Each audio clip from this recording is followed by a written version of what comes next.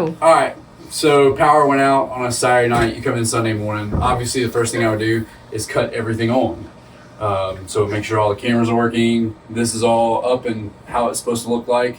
Because this is going to tell you. So basically, in case you hadn't realized it yet, inputs are all kind of labeled through here to a certain point, and then we start getting into where we can see all our outputs. So I can look and say, like if the recorder's got color bars, oh, that's probably not right. I need to change that or reset something. This will show you, hey, I'm sending something to the atrium. The next problem would be, am I really getting something on the atrium side? The only way to check that is power up the atrium. If you get here and the atrium isn't powering up, first place I would check is the fiber converter on that side, which I can't show you in this moment because it's in a different building. Fiber comes in, goes into this DI, and then runs out to the production little tech area over there. And then it breaks out into a switcher and stuff like that. So once again, if you're not getting something, best thing to do, unplug, plug back in, and then should be good. So the way it works is we come, all of our switcher, all of our outputs on the back of the switcher is SDI. So the BNC connectors, SDI, and then it connects to fiber for the most part. We send fiber to the atrium. So we have a converter over here that's SDI to fiber, and then we send an SDI to fiber up to the garage, which that converter's in a closet in the classroom on the left. That will probably be changing with the new building coming up here in the next 4 to 5 months. Probably be able to have SDI run completely to that side of the building. I will say when it goes to SDI, that will be fed off the fiber from the atrium because all the SDI jumps on that side of the building are from the fiber from this room. So if I were to have a problem, I unplug. When I say I reset the fiber network, what I'm talking about is I go to the converter, there's a fiber cable, I unplug the fiber cable, wait 10 seconds, plug it back in, sometimes unplug the power too. Sometimes one thing works, sometimes another thing works. It just depends on, those things are very sensitive to power fluctuations. The one here, there's one in this rack. So this just peels down. I need to put a new label on it because I had to change out this weekend. The one for the atrium is right here. I'll kind of stand it up. I need to organize this a little bit better. It'll say atrium right here on top. Fiber runs into it. The other one right next to it is the fiber that goes to the garage. So that's the feed for the garage. So if you've unplugged that one, you're still not getting signal, you can come to this converter, do the same thing, unplug it, plug it back in. Sometimes that'll sync them back up. Those are the two main outs that typically have been causing issues and fluctuate due to power. I showed Caleb this yesterday. The only other converter in this rack that powers anything important is it's the only one that has HDMI going into it. So it's HDMI to an Ethernet cable that powers the stage display. So if you're having problems with the stage display, that converter may be going wonky. It's the only one in the rack that's HDMI. And that HDMI comes off the Mac Pro tower into that converter to go out to that. So basically that's the only one that doesn't use the deck link is the stage display. It's basically an extended desktop. So it's coming off the HDMI port of that. I was gonna change it out, but then we'd have to run all new SDI cable. That's just the way it was run, was over that Ethernet cable. So that's the way it stayed when we redid the production room. So that's that. The other thing you check is, make sure this has power light. This automatically always kind of boots back on itself and powers up. So this is the encoder. Like I said, you have 2 channels on it. You have Resi channel 1 and Resi channel 2. Channel 1 gets the ME1 program side of things, so it's always getting a switch feed. I've made channel 2 camera 6.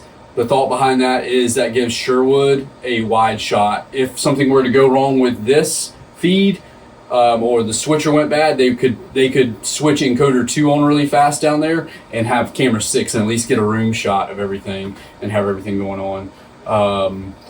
So that's the main things with outputs as far as things to check for in power.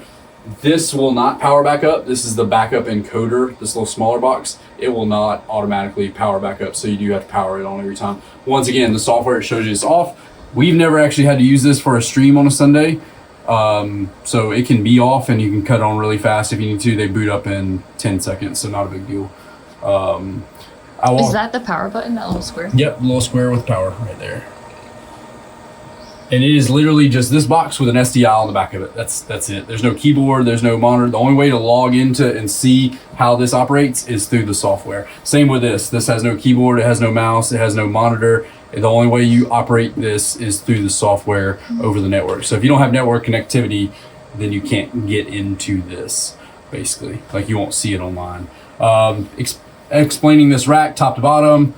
Power supply with UPS, so it's got a battery backup. Should last 8 to 10 minutes. Gives you enough time if you need to power stuff down really quickly so you don't lose cycle. Then you get into network switch. This is what they call IDF6. All Brian Door stuff. If you have questions, you have to go through Brian or whoever the network person is.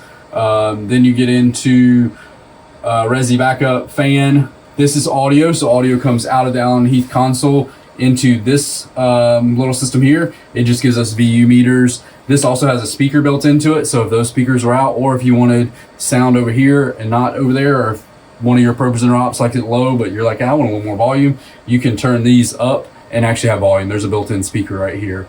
The main thing with this device, you want to make sure it's on input 1. It does have the ability for multiple inputs, so if you're not getting audio one day, just make sure that's on 1.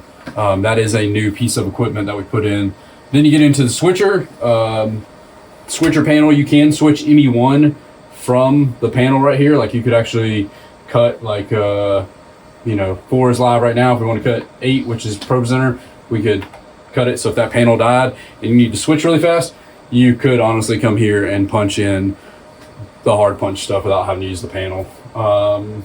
Then you get into your monitors. Like I said, feeds come out of this into this monitor, out of this monitor into Resi, so you can see what's going into Resi each time. Then you have your switcher right here. This is basically for Atrion. That's all it's for. Make sure AFV is selected for audio. That way when you switch the inputs, audio follows video. That's what AFV stands for. If you wanted to say use audio from this computer but have image from over there, you could hit audio on right there and it would send this audio over here while sending that video image. So you do have the ability and have some flexibility to switch stuff around if you need to. Small recorder, a little bit bigger recorder. Then you have, this is my Journey laptop. I talked to Chastity about what would happen with a new hire. This laptop would stay here. They would buy a new laptop for a new person because of this one's past its Apple Care warranty and a little bit older. Then you have the Mac Tower and then 2 pieces of power down there that both have smaller battery backups in them. Once again, probably about 8 to 10 minutes worth of runtime.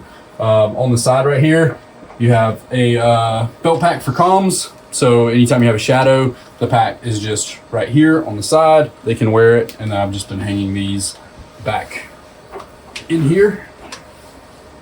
So that is the rack rundown.